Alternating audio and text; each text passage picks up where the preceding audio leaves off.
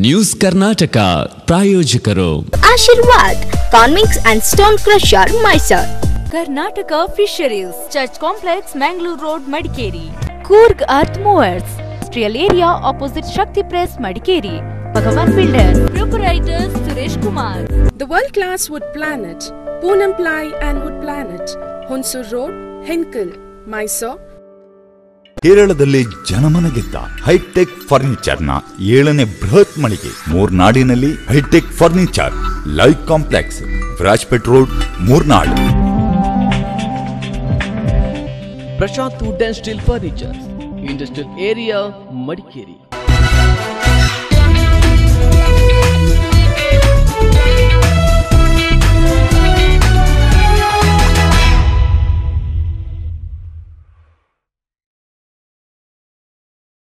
ನಮಸ್ಕಾರ, ನ್ಯೂಸ್ ಕರ್ನಾಟಕಕ್ಕೆ ಸ್ವಾಗತ. ಮೊದಲಿಗೆ ಹೆಡ್ಲೈನ್ಸ್.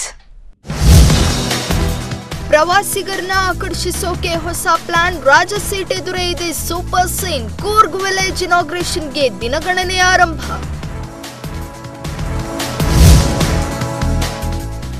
ಪೌತಿ ಖಾತೆ ವಿಚಾರವಾಗಿ ನಾಪೊಕ್ಲುವಿನಲ್ಲಿ ಸಭೆ, ರೆವಿನ್ಯೂ ಇಲಾಖೆ ಅಧಿಕಾರಿಗಳ ವಿರುದ್ಧ ಪಬ್ಲಿಕ್ ಗರಂ, ಸಮಸ್ಯೆ ಬಗೆಹರಿಸೋದಾಗಿ ಕೆಜಿಬಿ ಭರವಸೆ. ಗಜಗಿರಿ ಬೆಟ್ಟ ಕುಸಿತಕ್ಕೆ ಅರಣ್ಯ ಇಲಾಖೆ ಕಾರಣ, ಜೆಡಿಎಸ್ ಜಿಲ್ಲಾಧ್ಯಕ್ಷ ಕೆಎಂ ಗಣೇಶ್ ಆರೋಪ. ಇಂಗುಗುಂಡಿ ಮುಚ್ಚದಿದ್ದಲ್ಲಿ ಹೋರಾಟದ ಎಚ್ಚರಿಕೆ. ಮಡಿಕೇರಿ ಮಂಗಳೂರು ರಾಷ್ಟ್ರೀಯ ಹೆದ್ದಾರಿಯಲ್ಲಿ ಅವಘಡ, ನಿಯಂತ್ರಣ ಕಳೆದುಕೊಂಡು ಬರೆಯತ್ತ ವಾಲಿದ ಬಸ್, ಇಬ್ಬರಿಗೆ ಗಾಯ, 16 ಪ್ರಯಾಣಿಕರು ಸೇಫ್. ಮಂಜನನಗರಿಯಲ್ಲಿ ವಿನೂತನ ಚಿಂತನೆಯೊಂದಿಗೆ ಆರಂಭಗೊಂಡ ಯೋಜನೆಯೊಂದು ಇದೀಗ ಫೈನಲ್ ಸ್ಟೇಜ್ನಲ್ಲಿದ್ದು ಉದ್ಘಾಟನೆಗೆ ದಿನಗಣನೆಯಲ್ಲಿದೆ. ಕೆಲ ತಿಂಗಳಿನಿಂದ ಅದರದ್ದೇ ಆದ ಕಾರಣಗಳಿಂದಾಗಿ ಕಾಮಗಾರಿ ವಿಳಂಬವಾಗಿತ್ತು. ಆದ್ರೀಗ ಅಂತಿಮ ಹಂತದ ಕೆಲಸಗಳು ಭರದಿಂದ ಸಾಗ್ತಿದ್ದು ಕೊಡಗಿನ ಸಂಸ್ಕೃತಿಯನ್ನು ಪ್ರವಾಸಿಗರಿಗೆ ತಿಳಿಸೋಕೆ ತಯಾರಿ ನಡೆದಿದೆ. ಯಾವುದು ಆ ಪ್ರಾಜೆಕ್ಟ್, ಏನದರ ಸ್ಪೆಷಾಲಿಟಿ ಅಂತೀರಾ? ಈ ಸ್ಟೋರಿ ನೋಡಿ. ರಾಜ ಸೀಟ್ ಬಳಿ ಕೂರ್ಗ್ ವಿಲೇಜ್. ವಿಳಂಬವಾಗಿದ್ದ ಕಾಮಗಾರಿಗೆ ಮರುಜೀವ. ಕೂರ್ಗ್ ವಿಲೇಜ್ ಕೇಳೋದಿಕ್ಕೆ ಡಿಫರೆಂಟ್ ಹಾಗೂ ಅಟ್ರಾಕ್ಟಿವ್ ಆಗಿದೆ. ಇದು ಜಿಲ್ಲಾಧಿಕಾರಿಗಳ ಕಾಳಜಿಯೊಂದಿಗೆ ಮಡಿಕೇರಿಯಲ್ಲಿ ರೂಪುಗೊಂಡ ವಿಭಿನ್ನ ಪ್ರಾಜೆಕ್ಟ್. ಎಸ್, ಮಡಿಕೇರಿಯ ಪ್ರಮುಖ ಪ್ರವಾಸಿ ತಾಣಗಳಲ್ಲಿ ಒಂದಾಗಿರುವ ರಾಜ ಸೀಟ್ಗೆ ಹೊಂದಿಕೊಂಡಂತೆ ಇರುವ ಸ್ಥಳದಲ್ಲಿ ಕೂರ್ಗ್ ವಿಲೇಜ್ ನಿರ್ಮಾಣವಾಗ್ತಿದೆ. ಕಾಮಗಾರಿ ಆರಂಭವಾಗಿ ಹಲವು ಸಮಯ ಕಳೆದು ಹೋಗಿದೆ. ಇದರಿಂದ ಯೋಜನೆ ನಡೆದ ಸ್ಥಳದ ಸುತ್ತಮುತ್ತೆಲ್ಲ ಗಿಡಗಂಟಿಗಳು ಬೆಳೆದು ನಿಂತು ಕಾಮಗಾರಿ ಹಳ್ಳ ಹಿಡಿದಂತಿತ್ತು. ಕೊರೋನಾ ಕಾರಣದಿಂದ ಯೋಜನೆ ವಿಳಂಬವಾಗಿದ್ದು ಮಾರ್ಚ್ನಿಂದ ಇಲ್ಲಿಯವರೆಗೆ ಯಾವುದೇ ಕೆಲಸ ನಡೆದಿಲ್ಲ. ಇದೀಗ ಕಾಡನ್ನ ಕಡಿದು ಸ್ವಚ್ಛಗೊಳಿಸಿ ಅಂತಿಮ ಹಂತದ ಕೆಲಸ ಕಾರ್ಯಗಳನ್ನ ಮಾಡಲಾಗ್ತಿದೆ.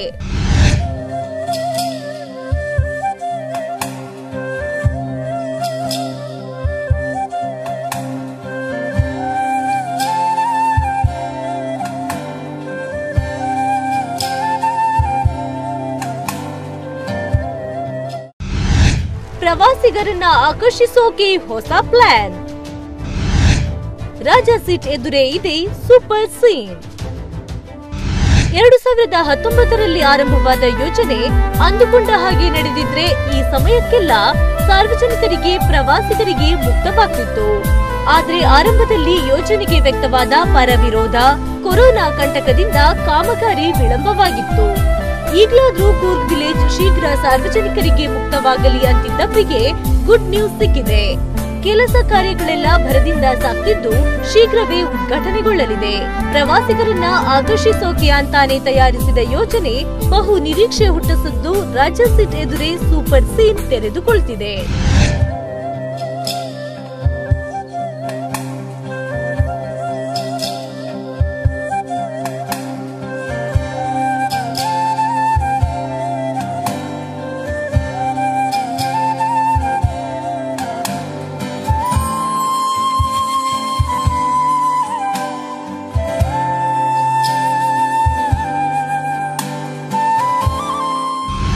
ಜಂಗಲ್ ಕ್ಲಿಯರೆನ್ಸ್ ಆಗಿದ್ದು ಹೂ ಕುಂಡಗಳ ಅಳವಡಿಕೆ ಸೇರಿದಂತೆ ಕೆಲಸ ಕಾರ್ಯಗಳು ಮಾತ್ರ ಬಾಕಿ ಉಳಿದಿದೆ. ರಾಜ ಸೀಟ್ಗೆ ಆಗಮಿಸುವ ಪ್ರವಾಸಿಗರು ಕೂರ್ಗ್ ವಿಲೇಜ್ಗೂ ಭೇಟಿ ನೀಡಬಹುದು. ಮಳಿಗೆಗಳ ಮೂಲಕ ಕೊಡಗಿನ ಸ್ಥಳೀಯ ಉತ್ಪನ್ನಗಳ ಮಾರಾಟಕ್ಕೆ ಅವಕಾಶ ನೀಡಲಾಗುತ್ತೆ.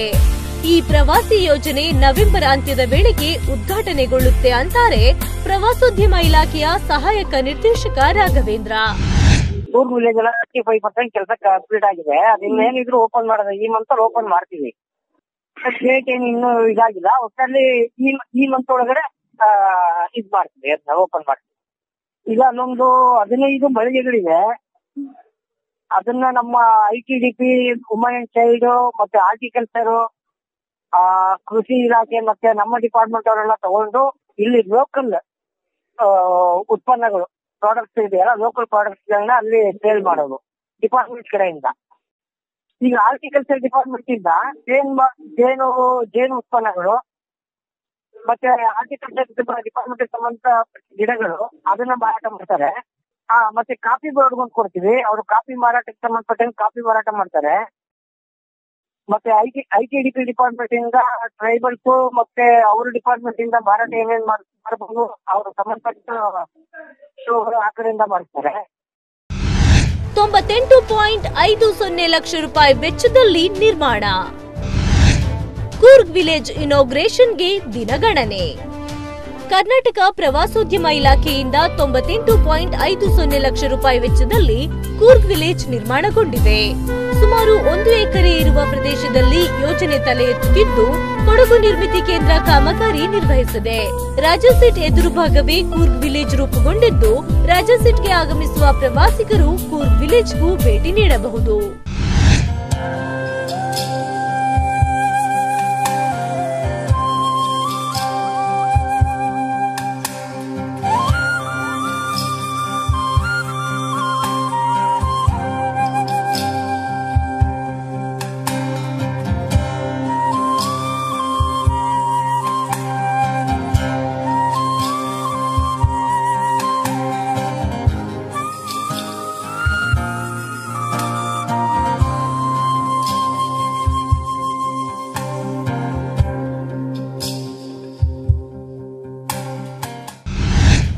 ಏನಿರಲಿದೆ ಕೂರ್ಗ್ ವಿಲೇಜ್ನಲ್ಲಿ? ಕೊಡಗಿನ ಉತ್ಪನ್ನಗಳ ಪರಿಚಯವಾಗುತ್ತೆ ಇಲ್ಲಿ.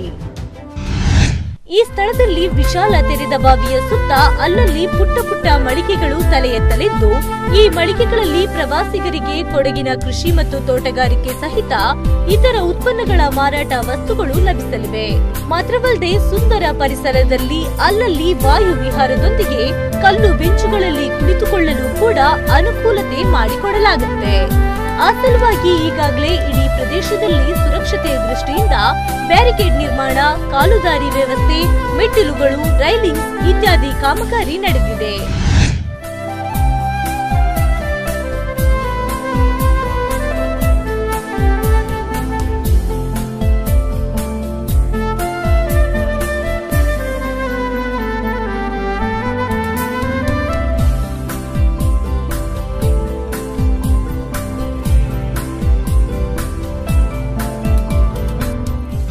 ಜಿಲ್ಲಾಡಳಿತದಿಂದಲೇ ನಿರ್ವಹಿಸಲ್ಪಡುವ ಈ ಕೂರ್ಗ್ ವಿಲೇಜ್ನಲ್ಲಿ 15 ಮಳಿಗೆಗಳನ್ನ ತೆರೆಯಲು ಉದ್ದೇಶಿಸಲಾಗಿದೆ. ವಿಶೇಷ ಚೇತನ, ಪ್ರಕೃತಿ ವಿಕೋಪದ ಸಂತ್ರಸ್ತರನ್ನ ಗುರುತಿಸಿ ಕೊಡಗಿನ ಉತ್ಪನ್ನಗಳಾದ ಕಾಫಿ, ಏಲಕ್ಕಿ, ಮೆಣಸು ಇತ್ಯಾದಿಗಳನ್ನ ಮಳಿಗೆಗಳಲ್ಲಿ ಮಾರಾಟ ಮಾಡಲು ಅವಕಾಶ ನೀಡುವ ಮೂಲಕ ಸ್ಥಳೀಯರಿಗೂ ಜೀವನ ಕಟ್ಟಿಕೊಡಲು ಯೋಜನೆ ಮುಖಾಂತರ ಆಶಯ ಹೊಂದಲಾಗಿದೆ. ಇದರೊಂದಿಗೆ ಸರ್ಕಾರದ ತೋಟಗಾರಿಕೆ, ಜೇನು ಸಾಕಾಣಿಕೆ, ಮಹಿಳಾ ಇಲಾಖೆ ಸೇರಿದಂತೆ ನಾನಾ ಇಲಾಖೆಗೆ ಮಳಿಗೆ ನಿರ್ವಹಿಸಲು ಅವಕಾಶ ನೀಡುವ ಯೋಜನೆ ಇದ್ದು ಇಲ್ಲಿ ಕೊಡಗಿನ ಉತ್ಪನ್ನಗಳ ಮಾರಾಟಕ್ಕೆ ಅವಕಾಶ ನೀಡಲಾಗುತ್ತೆ. ಒಟ್ನಲ್ಲಿ ಅಂದುಕೊಂಡಂತೆ ನಡೆದರೆ ಈ ತಿಂಗಳಲ್ಲೇ ಕೂರ್ಗ್ ವಿಲೇಜ್ ಉದ್ಘಾಟನೆಗೊಂಡು ಪ್ರವಾಸೋದ್ಯಮದ ಅಭಿವೃದ್ಧಿಯಲ್ಲಿ ನೆರವಾಗುವುದರಲ್ಲಿ ಡೌಟೇ ಇಲ್ಲ. Bureau report, channel 24 Karnataka.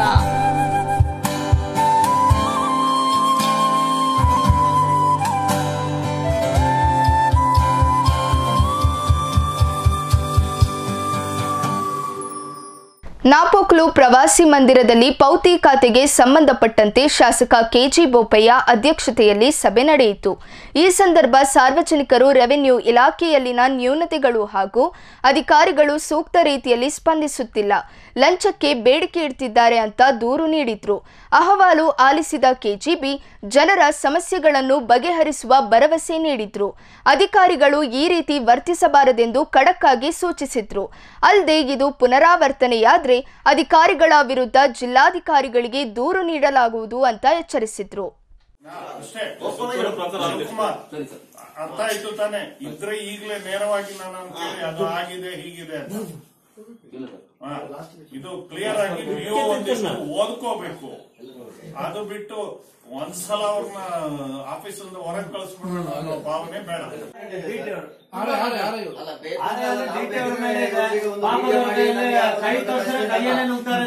ದಯವಿಟ್ಟು ನೋಡಿ ಪಾಪದವ್ರ ಕೈಯಿಂದ ಬಹಳ ಇದ್ ಮಾಡ್ತಾ ಇದಾರೆ ಅಂತ ಎಲ್ಲರೂ ಹೇಳ್ತಾರೆ. ಯಾರು ಮುಂದೆ ಬಂದು ಹೇಳಲ್ಲ. ಅದನ್ನ ವಿಡಿಯೋ ಮಾಡಿ ಮತ್ತೆ ನಾವು ಡೈರೆಕ್ಟ್ ಆಗಿ ಇವ್ರನ್ನ ಇಡಿಸಿ ಇವ್ರಿಗೆ ಕೆಲಸಕ್ಕೆ ತೊಂದರೆ ಕೊಡೋದು ಬೇಡ. ಇವ್ರಂತ ಅರ್ಥ ಮಾಡ್ಕೊಂಡು ಸ್ವಲ್ಪ ಕಮ್ಮಿ ಮಾಡ್ಕೊಂಡ್ರೆ ಇವರಿಗೆ ನಮಗೆಲ್ಲ ಕಂಪ್ಲೇಂಟ್ ಮಾಡೋದು ನೋಡ್ಕೊಳ್ಳಿ. ವಿಲೇಜ್ ಅಕೌಂಟೆಂಟ್ ಕೂಡ ಅವರು ಡಿಸಿ ಆಗಿ ವರ್ತಿಸ್ತಾರೆ. ಅವರು ರೈತರ ಜೊತೆ ಪೊಲೈಟ್ ಆಗಿ ವರ್ತಿಸೋದಿಲ್ಲ, ಮುಖನೇ ನೋಡೋದಿಲ್ಲ. ಅದಕ್ಕೆ ಇವರು ಅವ್ರನ್ನ ಕಂಟ್ರೋಲ್ ಮಾಡ್ಕೊಂಡು ಕೈಗೊಳ್ತಾರೆ. ಸ್ಪೆಸಿಫಿಕ್ ಕೇಸ್ ಅಲ್ಲಿ ವಿಎ ಇಂದ ತೊಂದರೆ ಆಗಿದೆ ಅಂದ್ರೆ ಸರಿ ಆಗ್ಲಿ ಒಂದು ವಾರ್ನಿಂಗ್ ಮಾಡಿದ್ದು ಸರ್. ಅದನ್ನು ಮಾಡಕ್ಕೆ ಇದೆ ಮಾಡ ಅಂತ ಹೇಳಿದ್ರು. ನಾವು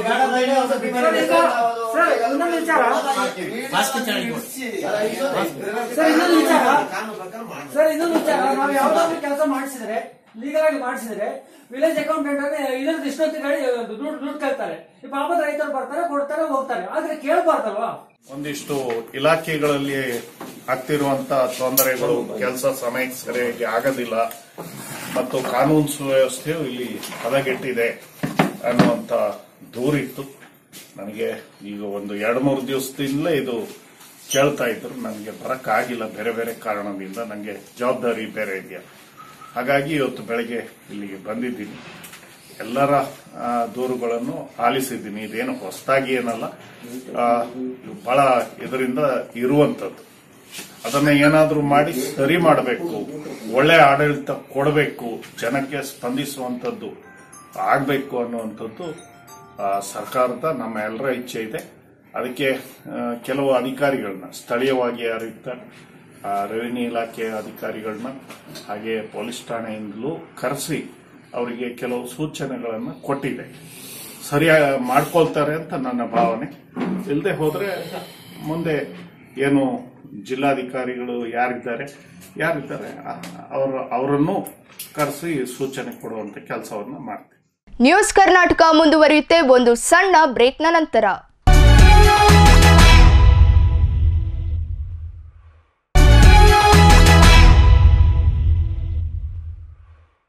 ಬ್ರೇಕ್ ಆದ್ಮೇಲೆ ನ್ಯೂಸ್ ಕರ್ನಾಟಕಕ್ಕೆ ಸ್ವಾಗತ. ಗಜಗಿರಿ ಬೆಟ್ಟದಲ್ಲಿ ಉಂಟಾದ ಭೂಕುಸಿತಕ್ಕೆ ಅರಣ್ಯ ಇಲಾಖೆಯೇ ನೇರ ಕಾರಣ ಎಂದು ಜಿಲ್ಲಾ ಜೆಡಿಎಸ್ ಆರೋಪಿಸಿದೆ. ಬೆಟ್ಟದಲ್ಲಿ ತೆಗೆದಿರುವ ಇಂಗು ಗುಂಡಿಗಳನ್ನು ಕೂಡಲೇ ಮುಚ್ಚದಿದ್ದಲ್ಲಿ ಅರಣ್ಯ ಇಲಾಖೆ ಎದುರು ಉಗ್ರ ಹೋರಾಟ ಹಮ್ಮಿಕೊಳ್ತೇವೆ ಅಂತ ಜೆಡಿಎಸ್ ಜಿಲ್ಲಾಧ್ಯಕ್ಷ ಕೆಎಂ ಗಣೇಶ್ ಎಚ್ಚರಿಕೆ ನೀಡಿದ್ದಾರೆ. ಗಜಗಿರಿ ಬ್ರಹ್ಮಗಿರಿ ಬೆಟ್ಟಗಳಲ್ಲಿ 2016ರಿಂದ ಅರಣ್ಯ ಇಲಾಖೆ 5400 ಇಂಗು ಗುಂಡಿಗಳನ್ನ ತೋಡಿದೆ. ಬೆಟ್ಟಗಳಲ್ಲಿ ಜೆಸಿಬಿಯಿಂದ ಗುಂಡಿ ತೋಡಿದಾಗ ಮಣ್ಣು ಸಡಿಲವಾಗುತ್ತದೆ. ಹೀಗಾಗಿ ಭೂಕುಸಿತ ಉಂಟಾಗಿದೆ. ಇದಕ್ಕೆಲ್ಲ ಅರಣ್ಯ ಇಲಾಖೆಯೇ ನೇರ ಹೊಣೆ. ಈ ಕುರಿತು ಜಿಲ್ಲಾಡಳಿತ, ರಾಜ್ಯ ಸರ್ಕಾರ, ಸ್ಥಳೀಯರ ಅಭಿಪ್ರಾಯ ಪಡೆದಿದ್ದಾರಾ ಎಂಬುದೇ ಗೊತ್ತಿಲ್ಲ.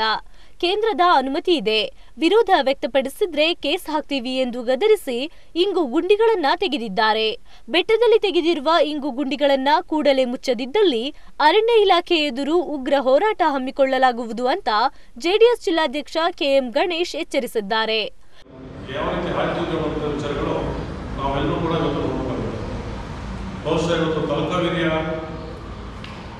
ಗಜಗಿರಿ ಬೆಟ್ಟ ಮತ್ತು ಬ್ರಹ್ಮಗಿರಿ ಬೆಟ್ಟ ಈ 2 ಬೆಟ್ಟಗಳಲ್ಲಿ ಸುಮಾರು 2014ರಿಂದ 5400 ಇಂಗುಗುಂಡಿಗಳನ್ನು ಅರಣ್ಯ ಇಲಾಖೆ ತೋಡಿದೆ. ಇದು ಯಾರು ಕೂಡ ಗೊತ್ತಿರಲಿಲ್ಲ. 5400 ಇಂಗುಗುಂಡಿಗಳನ್ನು ಅರಣ್ಯ ಇಲಾಖೆ ತೋಡಿದೆ. ಯಾಕಂದರೆ ಈ ದೊಡ್ಡ ದೊಡ್ಡ ಬೆಟ್ಟಗಳಲ್ಲಿ ಜೆಸಿಬಿಯನ್ನು ತಗೊಂಡೋಗಿ ಅಲ್ಲಿ ಕೊರೆದು ಇಂಗುಗುಂಡಿ ಮಾಡಿದರೆ ಅಲ್ಲಿರತಕ್ಕಂಥ ಕಲ್ಲುಗಳು, ಅಲ್ಲಿರ್ತಕ್ಕಂಥ ಮಣ್ಣುಗಳು ಎಲ್ಲ ಸಾಯಿಲ್ಗಳು ಲೂಸ್ ಆಗಿ ನೀರು ಅದರೊಳಗೆ ತುಂಬಿ ಮತ್ತೆ ಮೇಲೆ ಇರ್ತಕ್ಕಂಥ ಕೆಳಗೆ ಬರಲೇಬೇಕಲ್ಲ. ಇದು ಪ್ರಕೃತಿ. ಅಂದರೆ ಪ್ರಕೃತಿಯಿಂದ ನಾವೇ ನಾಶ ಮಾಡಿಕೊಂಡಿದ್ವಿ. ಅರಣ್ಯ ಇಲಾಖೆ ದೊಡ್ಡ ಜವಾಬ್ದಾರಿ ತಗೊಳ್ಳುವಂಥ ಇಲಾಖೆ ಇವತ್ತು ಏನು 2020ರಲ್ಲಿ ಬ್ರಹ್ಮಗಿರಿಯಲ್ಲಿ ಆಯಿತು, ಇದಕ್ಕೆ ನೇರವಾಗಿ ನಾನು ಅರಣ್ಯ ಇಲಾಖೆಯನ್ನು ಮಾಡ್ತಾ ಇದ್ದೀನಿ.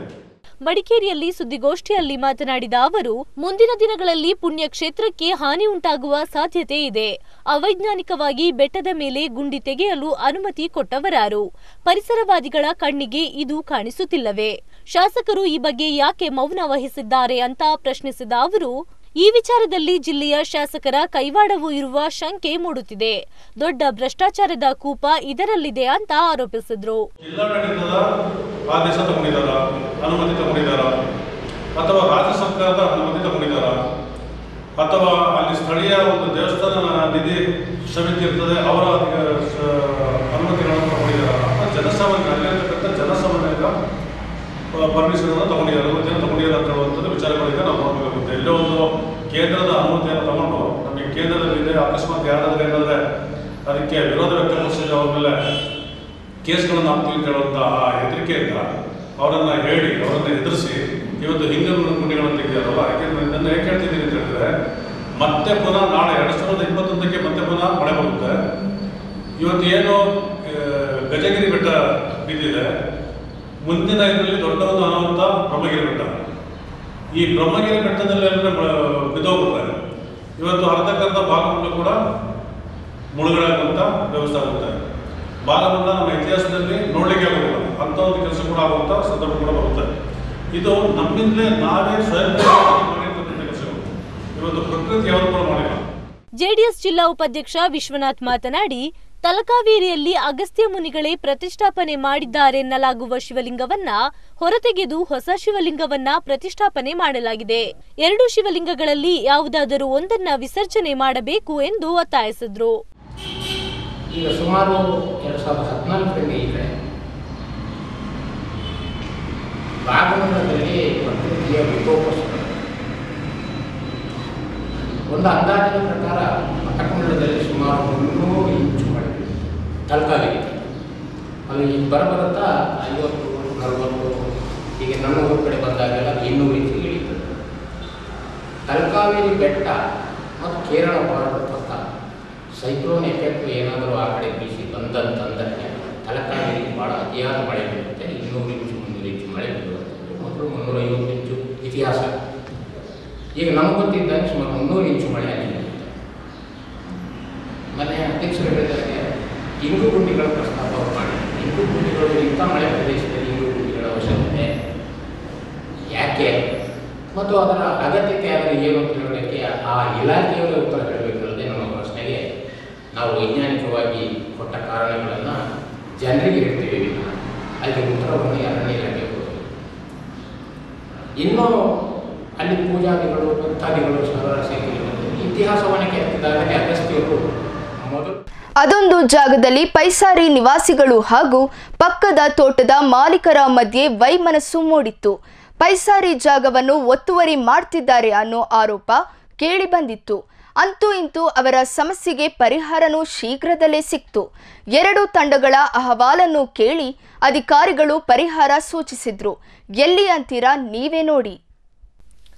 ಹೌದು, ನಾಪೋಕ್ಲು ಸಮೀಪದ ಕಿರುಂದಾಡು ಗ್ರಾಮದ ಮೂಕಂಡಾಣೆ ಪೈಸಾರಿ ನಿವಾಸಿಗಳ ಸ್ವಾಧೀನದಲ್ಲಿದ್ದ ಜಾಗಕ್ಕೆ ತೋಟದ ಮಾಲೀಕರೊಬ್ಬರು ಬೇಲಿ ಹಾಕಲು ಮುಂದಾದ ಹಿನ್ನೆಲೆಯಲ್ಲಿ ಪೈಸಾರಿ ನಿವಾಸಿಗಳು ತೀವ್ರ ವಿರೋಧ ವ್ಯಕ್ತಪಡಿಸಿದ್ರು. ಕೊಣಂಜಿಗೇರಿ ಗ್ರಾಮ ಪಂಚಾಯಿತಿಯ ಕಿರುಂದಾಡು ಗ್ರಾಮದ ಮೂಕಂಡಣೆ ಪೈಸಾರಿಯಲ್ಲಿ ಸುಮಾರು 55 ಕುಟುಂಬಗಳು ಆಶ್ರಯ ಮನೆ ನಿರ್ಮಿಸಿಕೊಂಡು ವಾಸವಾಗಿತ್ತು. ಇವರ ಸ್ವಾಧೀನದಲ್ಲಿದ್ದ ಜಾಗಕ್ಕೆ ಕಳೆದ 2 ದಿನಗಳ ಹಿಂದೆ ಸಮೀಪದ ತೋಟದ ಮಾಲೀಕರಾದ ಮಂಜುನಾಥ್ ಮತ್ತು ಮಕ್ಕಳು ತಂತಿ ಬೇಲಿ ಹಾಕಲು ಮುಂದಾಗಿದ್ರು. ಈ ಬಗ್ಗೆ ಪೈಸಾರಿ ನಿವಾಸಿಗಳು ಸಮಸ್ಯೆ ಇತ್ಯರ್ಥಪಡಿಸಿಕೊಳ್ಳಲು ಕಂದಾಯ ಇಲಾಖೆಗೆ ಸರ್ವೆಗೆ ಮನವಿ ಸಲ್ಲಿಸಿದ್ದು, ಈ ಹಿನ್ನೆಲೆಯಲ್ಲಿ ಕಂದಾಯ ಇಲಾಖಾ ಸಿಬ್ಬಂದಿಗಳು ಸ್ಥಳ ಪರಿಶೀಲನೆಗೆ ಆಗಮಿಸಿದ ಸಂದರ್ಭ ಪೈಸಾರಿ ನಿವಾಸಿಗಳು ತಮ್ಮ ಸ್ಥಳಕ್ಕೆ ಮಾಲೀಕರು ಅತಿಕ್ರಮಣ ಮಾಡಿ ಬೇಲಿ ಹಾಕಿರುವುದಕ್ಕೆ ತೀವ್ರ ವಿರೋಧ ವ್ಯಕ್ತಪಡಿಸಿದ್ರು.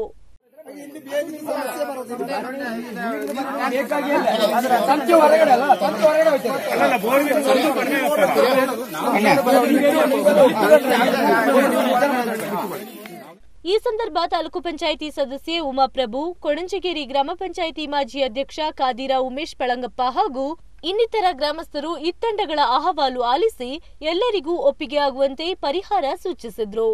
ಒಂದು ತೀರ್ಮಾನಕ್ಕೆ ಬಂದಿದ್ದೀವಿ. ಈಗ ಅವರಿಗೆ ತೋಟಕ್ಕೆ ಹೋಗ್ಲಿಕ್ಕೆ ಒಂದು 12 ಅಡಿ ಉದ್ದ ಅಗಲದ ಒಂದು ದಾರಿಯನ್ನು ಬಿಟ್ಟುಕೊಡುವಂತೆ ಆ ಪೈಸಾರಿ ಜಾಗದಲ್ಲಿ ಅವರಿಗೆ ಸಂಬಂಧಪಟ್ಟಂತ ಜಾಗ ಇಲ್ಲಿಗೆ ಯಾವುದು ಇದು ಡಿಸ್ಪ್ಯೂಟ್ ಇದೆ ಆ ಜಾಗವನ್ನು ಅವರಿಗೆ ನಮ್ಮ ಕಾಲೋನಿಯವರಿಗೆ ಬಿಟ್ಟುಕೊಡುವ ಹಾಗೆ 10ರಿಂದ 12 ಅಡಿ ಜಾಗ ಅವರ ತೋಟಕ್ಕೆ ಹೋಗುವಂತ ರಸ್ತೆಗೆ ಬಿಟ್ಟುಕೊಡುವಂತೆ ಕಾಲೋನಿಯವರು ಒಪ್ಪಿರ್ತಾರೆ. ಈ ಎಲ್ಲರ ಕುಟುಂಬಸ್ಥರ ಸಮೇತ ಅವರಿಗೆ ಸಂಬಂಧಪಟ್ಟ ಜಾಗವನ್ನು ಕಾಲೋನಿಯವರಿಗೆ ಬಿಟ್ಟುಕೊಡುವಂತೆ ಉಪಚಾರ ಆಗಿ ಈಗ ಒಳ್ಳೆ ತೀರ್ಮಾನಕ್ಕೆ ಬಂದಿದ್ದಾರೆ.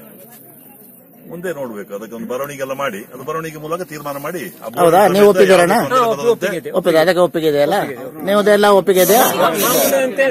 ಮಾಮೂಲಿ ಬೇಲಿ ಹಾಕೊಳ್ತೀವಿ ಅಷ್ಟೇ. ಅವು 10 ದಾರಿ ತಂತಿ ಹಾಕಿ ಇದು ಮಾಡ್ಬೇಕು. ಅದೇ ಇರೋ ಬೇಲಿನ ಮಾಮೂಲಿ ಅದಕ್ಕೆ ಮಾಡಿಕೊಂಡು ಸರಿ ಮಾಡಿಕೊಂಡು ಬೋರ್ವೆಲ್ಗೆ ತೊಂದರೆ ಬರದಂತೆ ತೀರ್ಮಾನ ಮಾಡಿ. ಮಾಲೀಕ ಮಂಜುನಾಥ್ ಅವರ ತೋಟಕ್ಕೆ ತೆರಳಲು 12 ಅಡಿ ರಸ್ತೆ ಬಿಟ್ಟುಕೊಡುವುದು, ಉಳಿದ ಸ್ಥಳದಲ್ಲಿ ಯಥಾಸ್ಥಿತಿ ಎಂಬ 2 ನಿಬಂಧನೆಗಳಿಗೆ ಇತ್ತಂಡಗಳ ಲಿಖಿತ ಒಪ್ಪಿಗೆ ಪಡೆಯಲಾಯಿತು. ನ್ಯೂಸ್ ಕರ್ನಾಟಕದಲ್ಲಿ ಇನ್ನಷ್ಟು ಸುದ್ದಿಗಳಿವೆ. ಅದಕ್ಕೂ ಮೊದಲು ಒಂದು ವಿರಾಮ.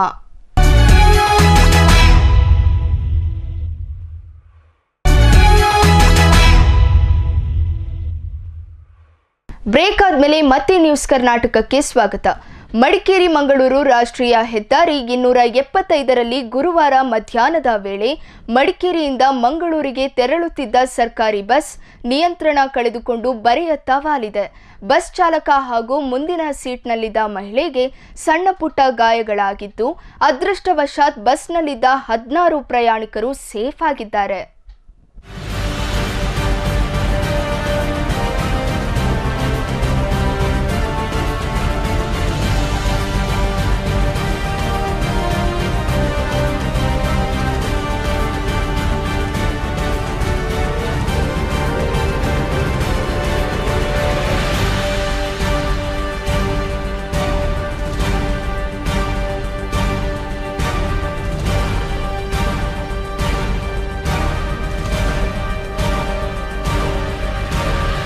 ಸ್ವಲ್ಪ ಅವನು ಇದು ಮಾಡಿದ್ದು ಗೊತ್ತಾಗಲಿಲ್ಲ ನನಗೆ. ನಾ ಹಿಂದೆ ಟಿಕೆಟ್ ಮಾಡ್ತಾ ಇದ್ದೆ, ನನಗೆ ಅರ್ಥ ಆಗಲಿಲ್ಲ ಅದು.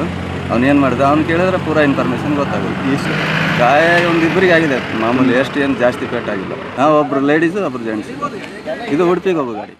ಕರಿಕೆ ಭಾಗಮಂಡಲ ರಸ್ತೆಯು ತೀರಾ ಹದಗೆಟ್ಟಿದ್ದು, ಮುಂದಿನ 15 ದಿನಗಳಲ್ಲಿ ಸರ್ಕಾರ ರಸ್ತೆ ಅಭಿವೃದ್ಧಿ ಮಾಡದಿದ್ದಲ್ಲಿ ಜಿಲ್ಲಾಧಿಕಾರಿ ಕಚೇರಿ ಎದುರು ಪ್ರತಿಭಟನೆ ಹಮ್ಮಿಕೊಳ್ಳಲಾಗುವುದು ಎಂದು ಭಾರತೀಯ ರಾಷ್ಟ್ರೀಯ ಕಾಂಗ್ರೆಸ್ ಕರಿಕೆ ವಲಯ ಸಮಿತಿ ಎಚ್ಚರಿಸಿದೆ.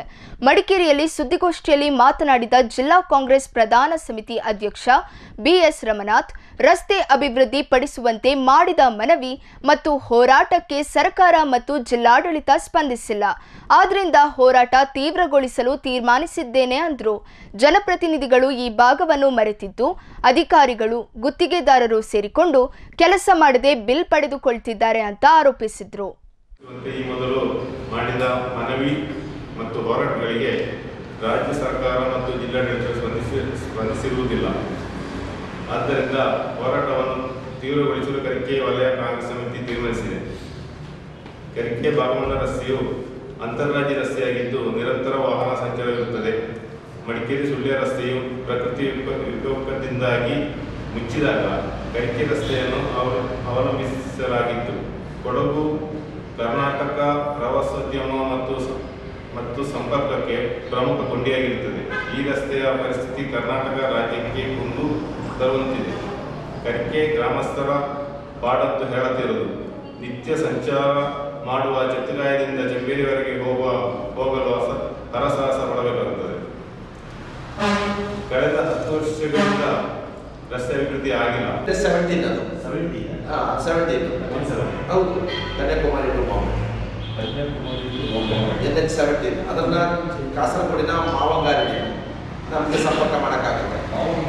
ಮಾವಂಗ ಜಂಕ್ಷನ್ ಅಲ್ಲಿ ನಮ್ಮ ಪಾಣತುರದ ಹೋಗಿ ಜಾಯ್ನ್ ಆಗುತ್ತೆ NH. ಅದು ಇಲ್ಲಿ ಬಂದು ಕಾಟಿಕೇರಿಯಲ್ಲಿ ಜಾಯ್ನ್ ಆಗೋದು ಅಂತ. ಸೊ ಆ ಕಡೆ ಪಾಣತುರುವರೆಗೆ DPR ಸರ್ವೆ ನಡೆದಿದೆ. ಅದೊಂದು 50 + 60 110 ಕಿಲೋಮೀಟರ್ಸ್, 110 ಕಿಲೋಮೀಟರ್. ಅದಂತೂ ಹೆಂಗಿದೆ ಅಂದ್ರೆ ರಸ್ತೆ ಹುಡುಕಬೇಕು, ಅಸಾಧ್ಯವಾಗಿದೆ.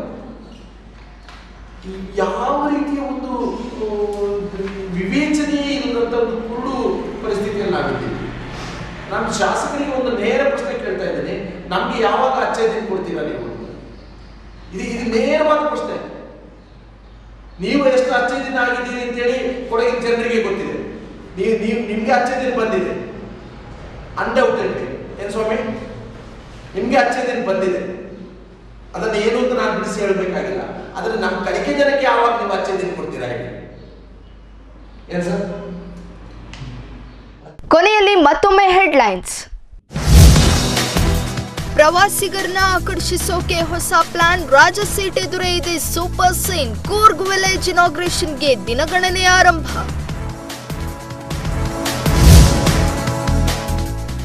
ಪೌತಿ ಖಾತೆ ವಿಚಾರವಾಗಿ ನಾಪೊಕ್ಲುವಿನಲ್ಲಿ ಸಭೆ, ರೆವಿನ್ಯೂ ಇಲಾಖೆ ಅಧಿಕಾರಿಗಳ ವಿರುದ್ಧ ಪಬ್ಲಿಕ್ ಗರಂ, ಸಮಸ್ಯೆ ಬಗೆಹರಿಸೋದಾಗಿ ಕೆಜಿಬಿ ಭರವಸೆ.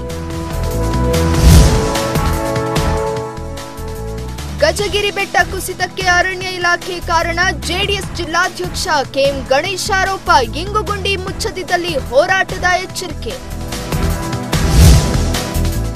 ಮಡಿಕೇರಿ ಮಂಗಳೂರು ರಾಷ್ಟ್ರೀಯ ಹೆದ್ದಾರಿಯಲ್ಲಿ ಅವಘಡ, ನಿಯಂತ್ರಣ ಕಳೆದುಕೊಂಡು ಬರೆಯತ್ತ ವಾಲಿದ ಬಸ್, ಇಬ್ಬರಿಗೆ ಗಾಯ, 16 ಪ್ರಯಾಣಿಕರು ಸೇಫ್.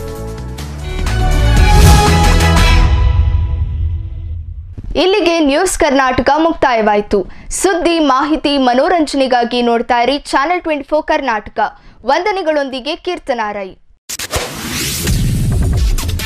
ನೀವು ನೋಡ್ತಾ ಇದ್ದೀರಾ ಗ್ಲೋಬಲ್ ಮೀಡಿಯಾ ನೆಟ್ವರ್ಕ್ ಪ್ರಸ್ತುತಿ ಚಾನೆಲ್ 24 ಕರ್ನಾಟಕ.